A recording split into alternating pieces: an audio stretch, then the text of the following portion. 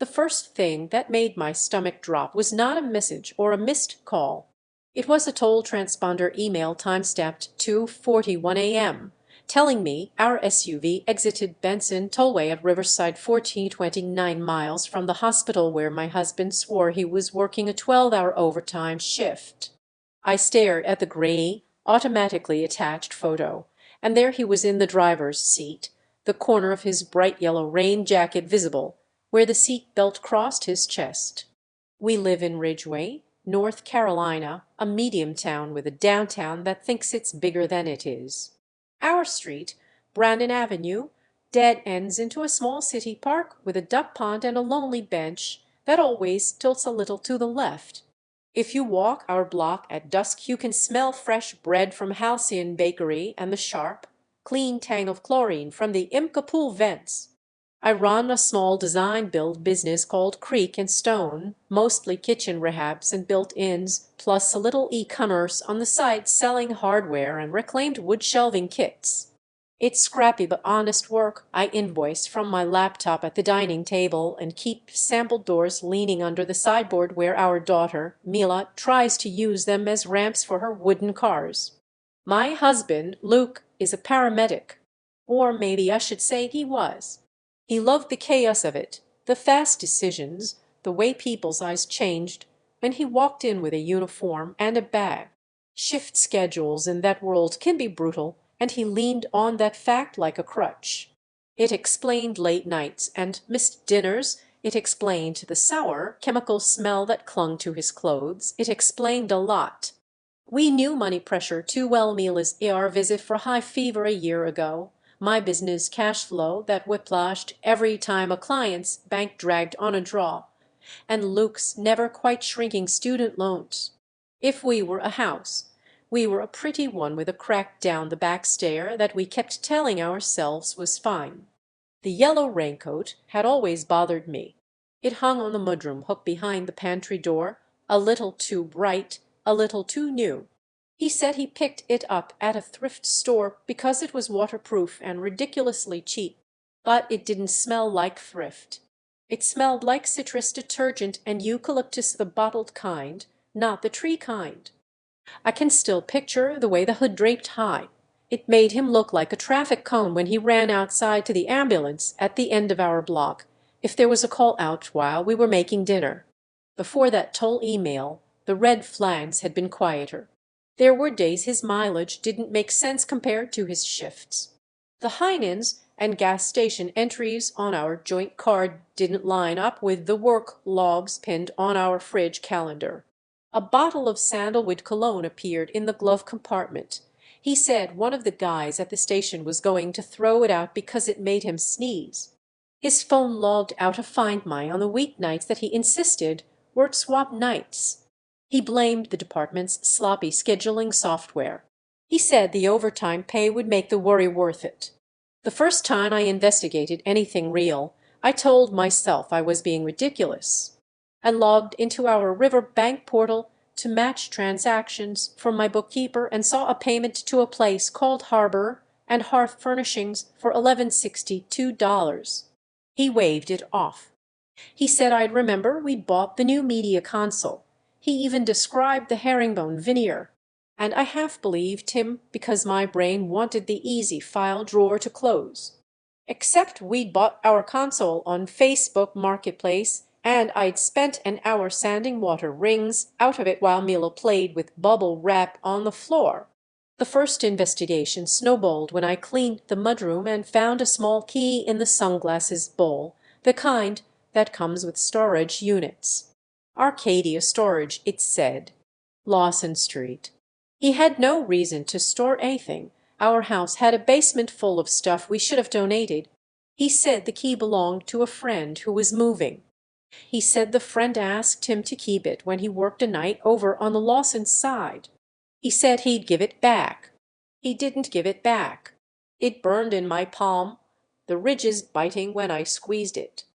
I went to Arcadia Storage on a Wednesday mid-morning when Mila was at kindergarten and my contractor, Tomas, was managing a tile install. The desk clerk said she couldn't tell me anything. I said I had a key. She shrugged with the kind of look that says she won't stop you. The unit was down a concrete hall that smelled like dust and lemon cleaner. The overhead lights, long tubes that hummed faintly. The lock clicked open too easily. Inside, stacked bankers' boxes labeled with his blocky handwriting tax 2021, camping gear, old uniforms. On top of one stack sat a second phone, the kind that looks like a cheap burner. Just seeing it made my heartbeat feel audible. And in the back, under a blue moving blanket, a flat packed box from Harbor and Hearth Furnishings. Same company, different charge. I told myself dozens of simple explanations while I broke down in my car afterward. He was storing a favor for someone. He was making a surprise office. He was getting ahead for once. The second phone was for work. The Harbor and Hearth boxes were returns. I also told myself I could stand my ground and ask clear questions, not accusations. The person I was a year ago would have believed that pep talk.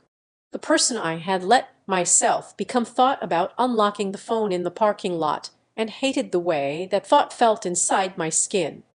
The shock did not arrive politely. It came with a county email 2 weeks later. The subject line said recorded deed of trust, and my name was in the body like something had been carved out of me and left behind as a paper ghost. Riverbank had recorded a home equity line of credit for $48,000 with both our signatures. I knew I hadn't signed. The date on the notarization was a day I had been at Pinecrest Elementary helping with a book fair, posting pictures of Mila holding up a llama bookmark at 11:17 a.m.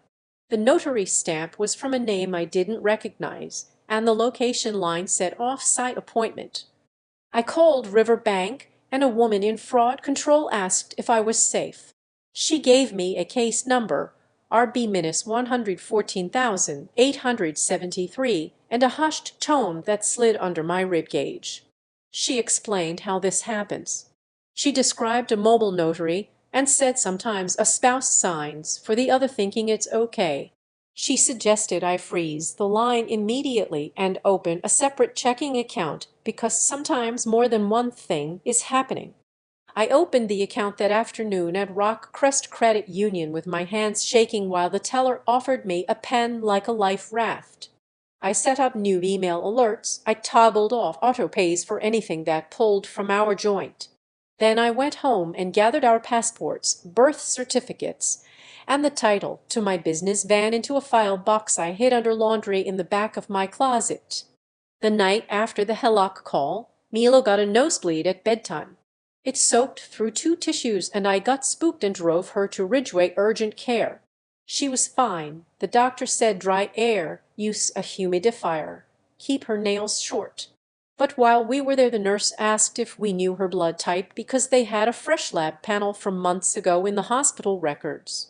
She said so lightly I thought I heard it wrong that the type on record was AB positive. I said I was O. I said Luke was O. She said she was probably seeing an error and that sometimes records from the hospital get mixed at night when everyone is tired. She recommended a confirmatory test at the pediatrician and then smiled the way you smile when you are not trained to open certain doors. I went home and watched Mila sleep. I counted the tick of the humidifier like rosary beads. I thought about terrible car crashes with drunk drivers and paternity tests left unasked. I thought about something worse than betrayal, something that made the world tilt. She was mine. She is mine. But my brain wrote a short, merciless equation on the walls behind my eyes. 2 O parents cannot have an AB child. I found an article, then a counter-article about rare variants, then a gentle forum thread where someone said to test again because labs get things wrong. I printed none of it and hid the thoughts in the wide drawer of my nightstand under an album of Polaroids from the summer Mila learned to swim at Oak Hollow Lake. Money DNA, yellow raincoat, storage unit. The threads pulled on each other until I felt like the sweater. I researched mobile notaries. I found the name on the stamp, a woman named Tanya who did off-site work. Her business page had a smiling photo where she held a pen like a wand. I messaged her and asked for the sign-in sheet from the appointment on our HELOC day. She replied that she couldn't release anything without a subpoena. Her page also had a geotag, and it led down a small rabbit hole to a bar called Blue Lantern on Lawson Street, where she had checked in with a woman named Ariana. I don't know how to say what happens when a stranger's name starts to feel like a light switch in your own house. I hate the part of me that searched Ariana's photos. I hate more that I found my husband in the background of a birthday post, blurry at the edge of the frame in a yellow hood. I needed a witness, or at least I needed to not be a woman alone in a car with her stomach on the floor. I called Lee, who works on Luke's unit sometimes and had watched Mila for us on nights we had overlapping schedules. She sounded cautious as soon as she recognized my voice. I asked if Luke was on a run the night of the toll charge. She said she didn't know, but that HR keeps swap logs. She asked if everything was okay. I told her I had some scheduling questions and that I appreciated her help. She hesitated a beat, and then she told me something that anchored me. She had seen him at Blue Lantern with coworkers once after a long shift, but he had told her he was off earlier. I went to St. Mary's HR the next day with a box of Heinen's scones, which felt like bribery and also like a time machine to the woman I was before anxiety lashed a rope around my throat. HR was clinical and nice. They pulled swap logs with me sitting there. The night of the toll ping, he had swapped out at 11 p.m. with a guy named Darren and wasn't on the roster. He hadn't used PTO. He wasn't on the clock anywhere else in their system. Henderson, the HR rep, printed the sheet, and I watched the slow feed of paper like a magic trick where something you are afraid of becomes visible and cannot pretend to be anything else. That weekend was the Pinecrest Fall Fair, the one with the cake walk and the pumpkin patch arranged in the soccer field. The PTA had begged me to help decorate. I showed up with a roll of jute twine and that new sharpness behind my eyes that terrified me more for how useful it felt. I saw Luke at the far table clutching coffee, talking to his mom, who had driven up from Aberdeen to watch Mila run the three-legged race. Our friends were there too, the ones who still used words like couple goals because I've always taken pretty pictures and Luke always looks decent in them. A public place forces a kind of script onto you. Kids thread themselves through your legs. Parents shout across folding tables about cupcakes. I had intended to slide into the day like a person who sets her reminders and her coffee maker and her face. Instead, I brought a binder. In that binder I had placed the Riverbank case letter with the stamped fraud number at the top, RB-114,873, copies of the swap logs, a printout of the toll notice with the timestamp and the cropped image of the yellow hood, the storage unit contract from Arcadia with his signature and billing to a card I didn't recognize, and a small, thin rectangular blade that would slice everything no matter what words he stuck to it, a printout from the pediatrician request confirming Mila's blood type again AB positive with a neat comment from the on-call NP suggesting apparent blood typing for clarity.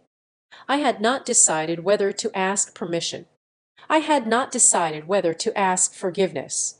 The world slowed when I set the binder down on the pumpkin carving table.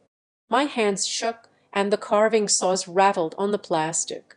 I laid the toll photo on top because I wanted to anchor the conversation in the simplest place, the car, his shift, a timestamp. I described the email. I described the shift logs. I pressed my index finger to the pixelated yellow triangle of his hood. Mila was 5 feet away holding a scoop. Our neighbor, Mrs. Drummond, paused long enough to say she had seen him turn onto Brannan at 3 a.m. that week and was glad he was okay. She said she'd worried at first it was a stranger. She had no idea what she gave me in that second, a third anchor point, a public one.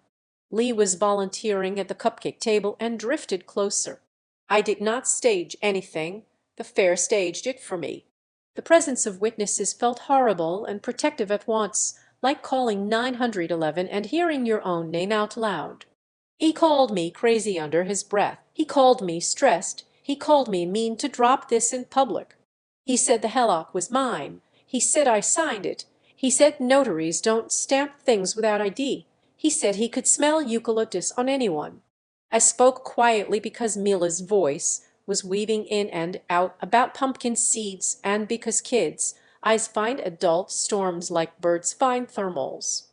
I explained the fraud case number. I explained the hold on the line. I explained that I had opened a separate checking account and moved my business draws, and that effective immediately all joint accounts were frozen. I said I had contacted a lawyer and had an appointment Tuesday at 9:30 a.m. I watched the way that time landed on his face, a real hour that would arrive whether he believed it or not. He accused me of humiliating him in front of his mother. His mother said she always knew I had a temper, that Luke works so hard, that I was always chasing drama for my little online store. The words barely registered. Lee set down a cupcake and said quietly to me that HR logs cannot be wrong about swaps. Mrs. Drummond said she had seen the yellow jacket and had wondered if it was a safety thing because the hood was so bright. Parents pretended not to be listening and then pretended harder when I slid the Arcadia storage receipt to the top of the pile. Before the fair even ended, I had 3 more unspooling threads. The first came from a call Riverbank returned moments after I left a message. That morning, they had detected a pending charge on a Riverbank rewards card opened in my name 2 months ago, something I had not done, used at Harbor and Hearth again, this time for a leather sectional I had never sat on. The second thread came from Arcadia, a late fee for the unit paid automatically by a card ending in numbers that didn't match any of ours.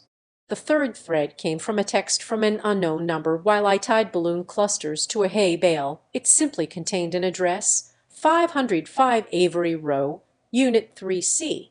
Ridgeway has 100 streets I know by heart. Avery Row was not one. I looked it up. Briarview Apartments. I am ashamed to admit I went to 505 Avery Row that evening, even though the fair cleanup had drained me and my hands smelled like pumpkin. Chamath insisted on coming. He said I could call him a coworker or a friend, that the distinction didn't matter. The building was one of those newer complexes with stacked balconies and ornamental grasses that look good for 2 seasons and then turn into brittle brooms. Unit 3C's door had a red doormat with a leaf design. I knew I had no right to knock. I did not knock. But the sliver left by the peephole had a floor lamp visible, and in that pool of warm light I could see a small table with a toy dinosaur on it. There was a shoe by the mat that was not adult. My heart became a thing that lived in my throat. I found myself back at Arcadia Storage because it was the only place where his lies felt solid enough to press with my hands. I used the key and opened the unit again. The Harbor and Hearth boxes were gone. A narrow wardrobe now stood near the back with a padlock. On a shelf sat a stack of mail, and I hate how much my fingers shook when I touched the corner of a beige envelope with green printing. A copy of a lease agreement, not addressed to our house, with a signature that was his and a cosigner who was not me. The cosigner's name was Ariana.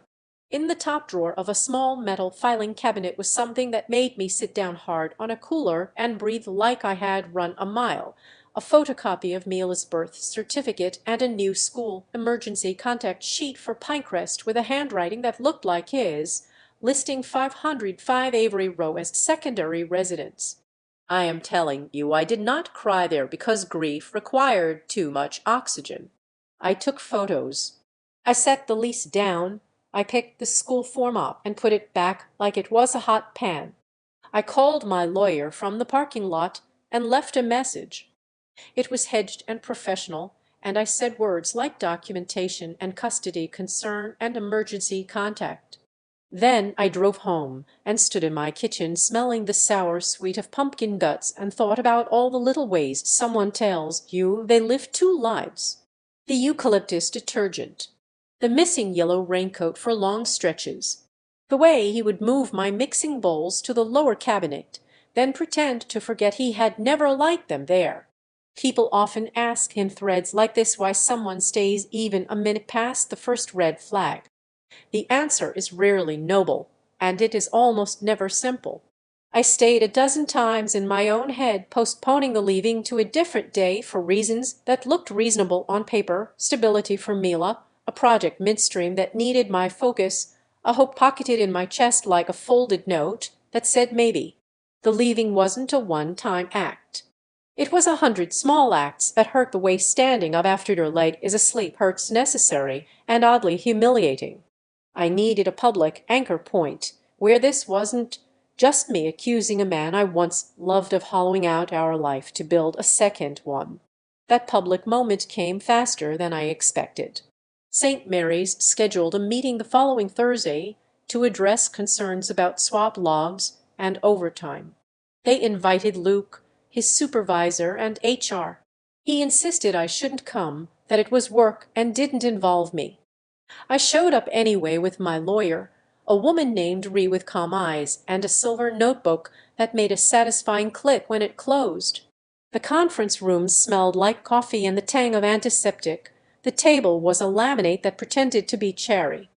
I presented what I had: swap logs, toll pings, the Riverbank case letter, the storage unit rental showing his billing address at Briar View, and the updated emergency contact for Mila's school. HR frowned in that way that says they are already calculating policy language. His supervisor shifted in a folding chair and looked between us like he had unexpectedly been cast in the worst role. Outlined straightforward consequences: sworn statement on the HELOC fraud, immediate freeze of all joint credit lines, formal paternity testing through a chain of custody, lab, written notice already prepared with an appointment date, notice to Pinecrest Elementary that there is a custody concern and that any change to pick-up authorizations must be mutually signed. She set down a one-page letter, simple and horrifying in its clarity, and slid a copy to him and to HR. He sputtered about humiliation and called Ree a vulture. His voice rose 2 notches and cracked, then he stonewalled, insisting this was overblown. Ree didn't flinch. HR didn't either. The independent witness came in like an unexpected season change. Henderson from HR stated for the record that the swap logs did not corroborate his presence on the clock, and Lee, invited to clarify scheduling practice, confirmed she had seen him off unit on nights he claimed to be working. It was the first time the gas lights stuttered and died in a room where the lights were on. That night the Ring camera on our porch captured a small, perfectly ordinary moment that runs on a loop in my head now: the yellow Raincoat back on the mudroom hook. The camera is an Arlo essential, the kind that sends short clips when it senses motion. In the clip, he walks in and hangs the jacket like nothing. The hood sways. It taps the wall and settles. I saved the clip to my drive and named it January Rain, even though the month was October, because my head felt scrambled and because winter had arrived inside my chest. Once something cracks this wide, you don't uncover one secret, you uncover a nest. The Riverbank rewards card had automatic payments assigned to a furniture store membership for a unit at Briar View. A second card in my name had paid for utilities at that address. The email receipt bled into my inbox because our emails had been linked for years. In the Arcadia unit, I found a Christmas stocking with Mila's name glued onto felt. Attached to the stocking was a blue sticky note with a list that included Santa/Everly and a photo book beach. I don't know who Everly is to you, reader, but to me she was a little girl who owned a toy dinosaur at 505 Avery Row and someone who had been told my husband belonged to her in some way. The photo album had sunflower paper. Inside were pictures I did not take of him and a woman I had never smelled while washing his shirts, and a child wearing a purple backpack. A breakfast spread, a grocery list, a Friday couch. I asked myself a question I never thought I'd ask in my life because I never wanted my life to be this: would you demand the test now, within the tight time window of legal leverage, or postpone for Mila's sake until the ground steadied? The chain of custody appointments sat on the calendar like an eclipse. Rescheduling would weaken certain things and strengthen others. The pediatrician had already run blood typing. There was no lab error now. I made a decision I will be judged for and made it deliberately. I kept the appointment. I wrote on the notice that I would accept the results whatever they were, that the point was not punishment but truth, because truth was the only currency I had left that didn't appreciate under someone else's story. Ariana reached out to me shortly after. She found my business account on Instagram because Ridgeway is not big enough to hide in for very long and because you can always trace a lie by following the payments. Her first message was cautious. She said she had heard my name in a context that made her feel sick. She said she had been told he was separated and that the house on Brannan was on the market. She sent a screenshot of a text where he described me as his ex who couldn't accept it. She said she had never met my child and that her little girl Everly called him by his first name. She sent me a photo of something I did not expect, a Riverbank banker's business card with a handwritten note on the back that said HELOC docs Tuesday 2 p.m. and Tanya's notary fee cash. I started to shake. I asked her if she knew a Tanya. She said Tanya was her cousin. I could have called her a liar. I could have hated her. Instead, I read the screenshot again and let my ribs loosen just enough to breathe because the narrative I had been cast into against my will was not a triangle. It was a web where he sat in the middle, tugging strings. I also made a promise to myself that I would not turn our damage into an Elisha story online to make myself look better. The truth is simpler and uglier. We were two women with kids, one of whom had believed a story, and one of whom had wanted to believe so badly she didn't see the paint peeling on the set behind it. There's a scene I return to when I can't sleep. It's not the fair, it's the Monday after, when I went to Pinecrest before pickup, walked into the office where Mrs. Landry keeps a bowl of peppermints and a jar of pens with daisy toppers, and handed over the custody concern letter redrafted. The letter was short, one paragraph. 3 points. It said all pickup authorizations were frozen until mutually signed. It included the case number from Riverbank because that proved a pattern of financial misconduct. It said in careful language that any attempt to change school records without consent would be reported. Mrs. Landry's mouth went tight in a way that was not unfriendly. She put a post-it on the file in a color she reserves for medical notes and restraining orders. She told me she was sorry in a tone that didn't tilt into pity. I walked out into the bright sun and felt like I had carved a small, functional shelf inside a collapsing wall. My business kept moving because it had to. Tomas finished the blue subway tile kitchen on Moss Street, and we got paid the second draw. I moved that money directly into Rockcrest Credit Union and paid the lawyer retainer. I changed all the passwords.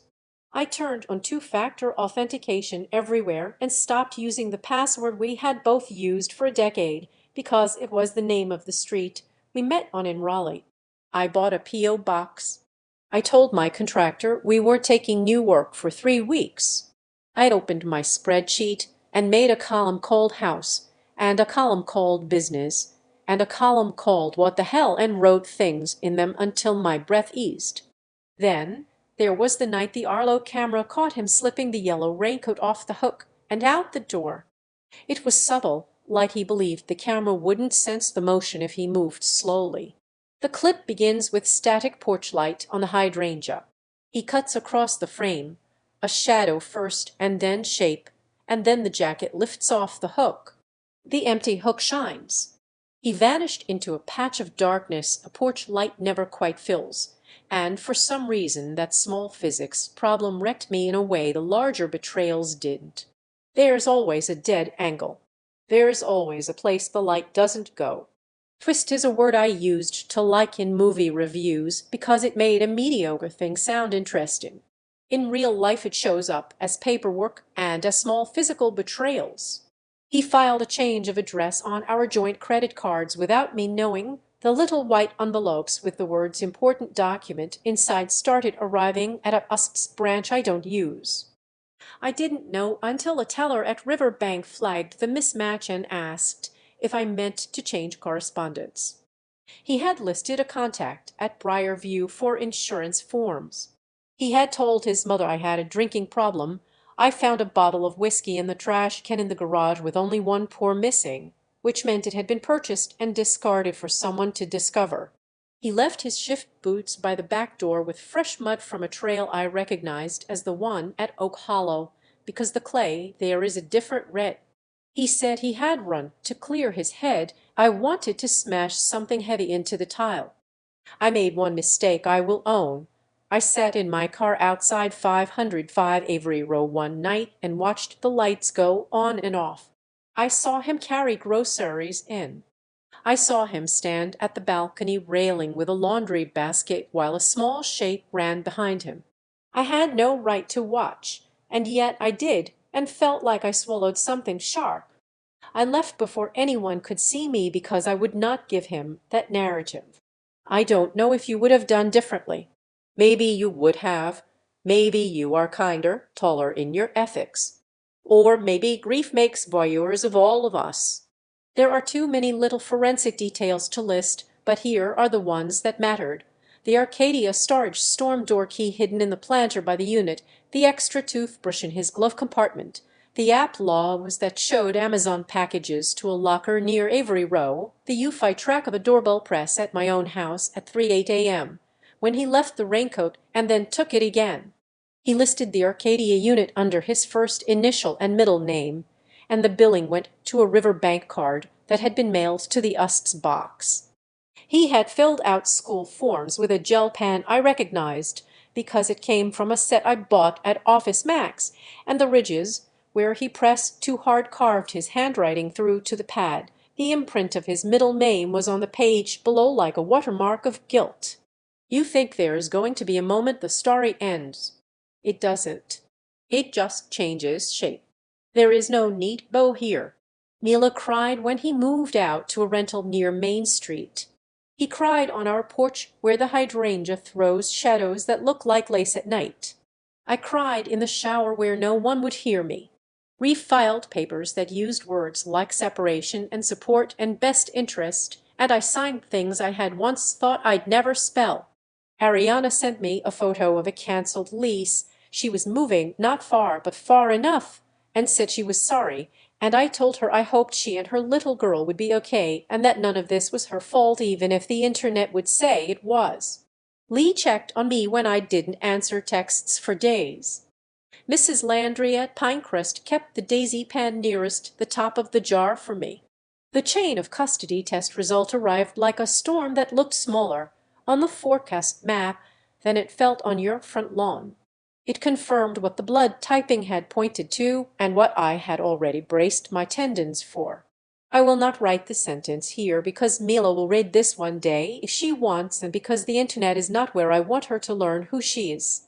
I will say this: love didn't break. Biology folded in on itself like a paper airplane and flew a different direction than I expected, and love did not break. But other things did, and the sound they made was like a screen door in a stiff wind that you don't latch and later regret. Boundaries and consequences stayed in place not because I'm strong, but because I wrote them down where I could see them.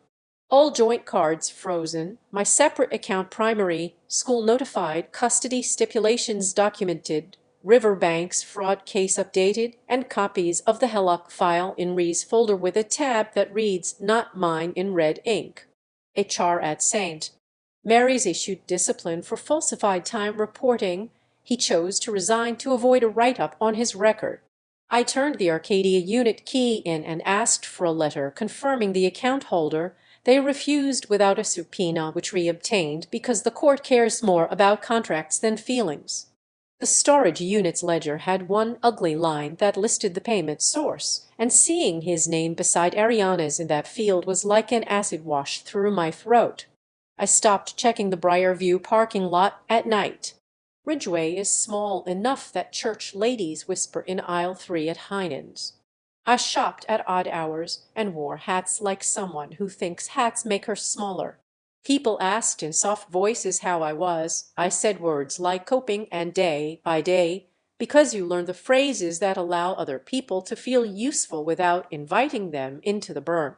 My crew at Creek and Stone brought me coffee. Tomas fixed the cabinet door under our sink without me asking. I went for runs around the duck pond in the evening when the light turns low and warm, and sat on the tilted bench afterward because I liked the way it hindered my posture. It made me notice my body and how its bones held me up anyway. The last image I'll leave you with is quiet. It's from the Arlo camera, clipped to 10 seconds by the app, a short scene I've watched too many times. The front door creaks, and the frame catches just enough of the mudroom to record the yellow raincoat's hook. The jacket isn't there anymore. The hook glints like a tooth. Outside, a bird lands on the hydrangea stem, so light the leaves barely move. The porch light hums. The dead angle swallows whatever moved through it, but the light holds steady, indifferent, and complete. Sometimes I think about how a person's life can fracture into multiple places where they hang their coat. I think about storage units and small keys and the way children's toys in another apartment can turn your breath into a thing you need to coax. I think about how I stood at a pumpkin carving table with a binder and tried to hold a marriage up to the light with paper and plastic receipts and a DNA appointment on a Tuesday morning. I think about the question I asked myself, do you demand the test now or wait for the case's sake? And the way all the options felt like swallowing gravel. I cannot tell you what to do if you're reading this and your own yellow raincoat is missing from its hook. I can only tell you that truth is heavy and also buoyant, and if you let it sit in you long enough it will lift you whether you want it to or not. It is late as I write this. Mila is asleep with her humidifier humming like a delicate engine. The house smells like laundry and wood glue. My spreadsheet has 4 columns now, and the last one is called later. The porch light is on. The camera is watching that sliver of the mudroom where a hook shines, bare and ordinary, proof that sometimes the most haunting thing is not the intruder on camera or the email at 2:41 a.m., but the empty space where a bright, stupid jacket once was swaying slightly in the breath of a door left open too long.